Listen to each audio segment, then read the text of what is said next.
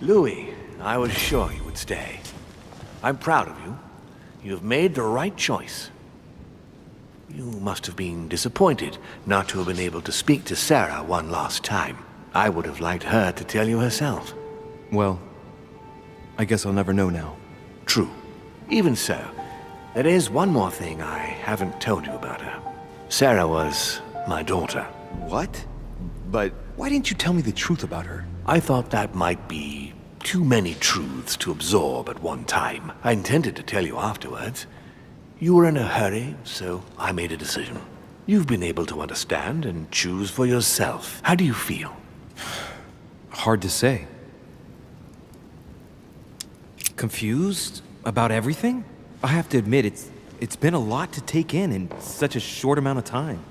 What could be more normal? It may have been a bit brutal, but you've just grown up in a very short space of time. From now on, you can influence your own future. I will guide you. We've all the time we need. You're not the first to make me that offer. What do you mean by that? Your brother, Sir Gregory. Gregory. Why am I not even surprised? What did he say?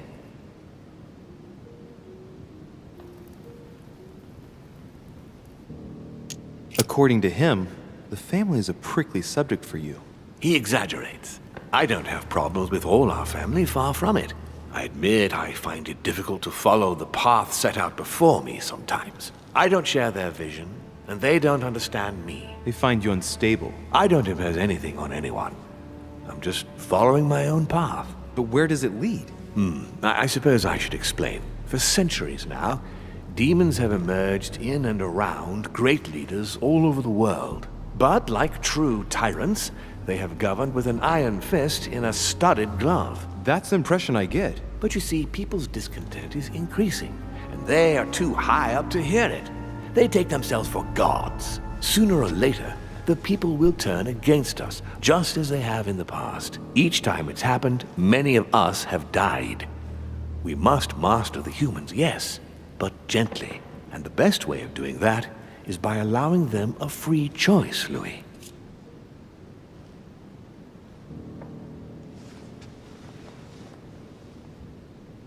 You really are trying to liberate men. Of course, not entirely, no. It is easier to keep control over people who slumber than people who are oppressed. A man with nothing to lose is a dangerous man. Whereas, if you give him a roof, food, and entertainment, he will do whatever you want. The best way of getting them to achieve something is to make them think it was their idea. For that, they have to feel as if they are free. Hang on. What do you mean? Look at the United States. From the start, I introduced an idea that will change everything. The idea that everything is possible. Everyone can become someone. Is there anything more beautiful? You mean it's not true? Man can move mountains when he believes it is in his own interest. And what nobler cause is there than his own freedom?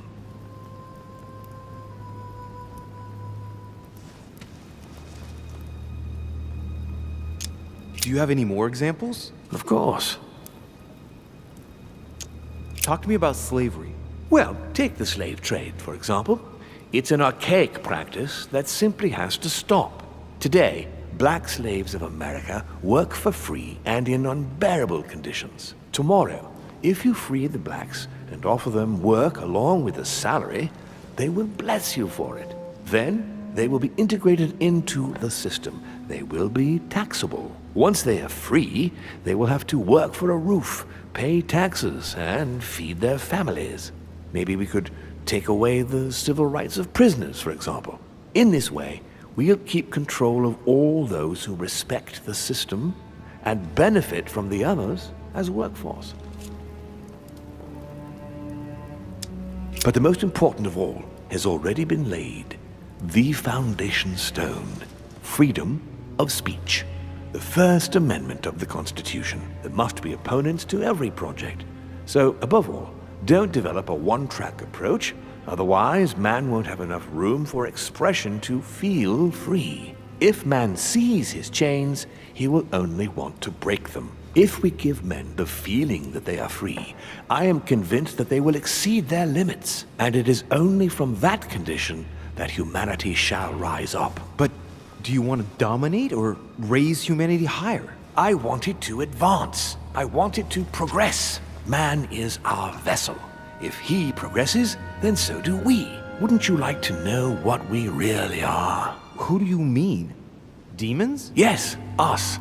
Our species. I've been searching for centuries, trying to find a way to explain the reason of our existence, but humanity has not yet evolved enough to make any progress on the subject. I am convinced that the sciences will bring that knowledge someday. So, that's your objective, is it? To understand who we are. I understand your goal, but the change you propose is not really a significant one. It is merely more smoke and mirrors. You must understand that we directly depend on men. Consequently, we have to do our utmost to help them progress and to prevent them from killing each other.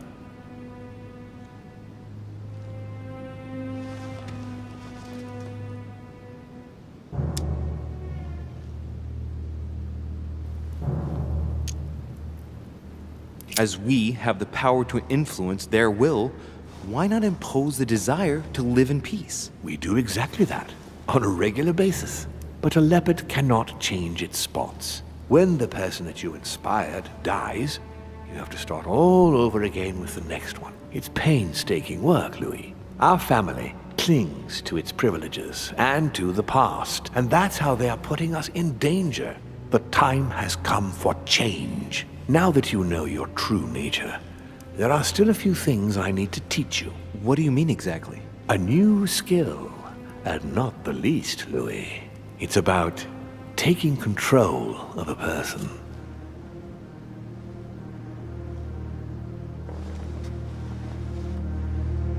I don't see how I could do that. I shall help you the first time. How do you do it? It's an animal resonance. How it works is still a bit unclear even to us. Like a wave or a sound? That seems the most likely, yes. In my opinion, demons are capable of tuning their psychic frequency to that of others. That is why, for example, I tend to surround myself with deaf and dumb servants. The servants dressed in black. I infiltrated them. I opened a channel between them and me, and then I deprived them of speech and hearing. This way, no other demon can turn them against me. Okay, let's not waste any more time. I deduce that you're impatient to master what's in store for you. That is good. I thought I'd mix business with pleasure for this first time. What do you mean by that? The conference will come to a close shortly, as you know. Not that I'm fed up with archaic diplomacy, but it's time to ensure the success of this project. To make this happen, I would like Piaget to inform the Pope he has changed sides. You're going to use your powers to alter the votes? The real game is about to begin, Louis. Up till now, the guests have been sizing each other up. From now on, it's time for Gregory and myself to play, as well as you yourself. Now, here is my plan. I would like you to join His Eminence in his room. Just play along. We'll see when the time comes. Very well. And then? You're going to have to trust me. What we're going to do is painless for the human you are going to invade. Invade? Yes, you're going to enter his mind and take control. You're going to influence his actions and his psyche. Make him speak, then concentrate. You must focus on him in order to feel his thoughts. Then, while speaking, you must link with him. Once you're done, you will naturally find your way to the source and enter into his thoughts. But what if I fail? Trust in your instincts. You just have to let yourself go. You have the skill. Let your nature come to the fore. You'll see. If you fail, you'll be in for some light banter with His Eminence. That's all. There's nothing to be afraid of. Very well. Perfect. Go now. The Cardinal is in his room. You will have to write a letter to the Pope as if Piaggi had written it himself. In this letter, tell the Pope that whatever happens during the conference, he must follow my propositions. But be careful. In order to protect himself from counterfeiters, the Pope had Piaggi's hand tattooed with a symbol to be sure of his identity. You'll see when you're inside him.